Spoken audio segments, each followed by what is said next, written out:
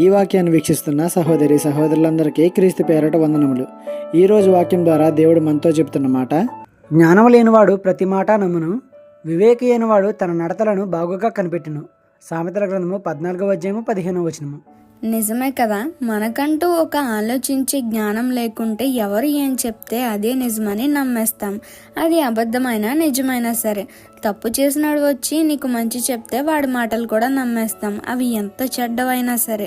మంచివాడి గురించి చెడ్డగా చెప్తే నమ్మేస్తాం, చెడ్డవాని గురించి మంచిగా చెప్తే నమ్మేస్తాం. కానీ జ్ఞానం ఉన్నోడు ఎవడైనా సరే ఎదుటోడి మాటలు జాగ్రత్తగా పరిశీలిస్తాడు.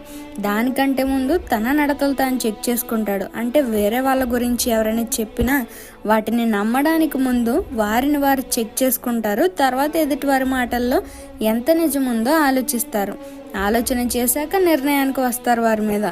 మరి మనం ఎలా ఉంటున్నాం? జ్ఞానంతోనే నడుచుకుంటున్నామా? ఒకసారి ఆలోచన చేసుకోండి. ఈ చిన్న సువార్త పరిచర్యలో మీ సహోదరులు.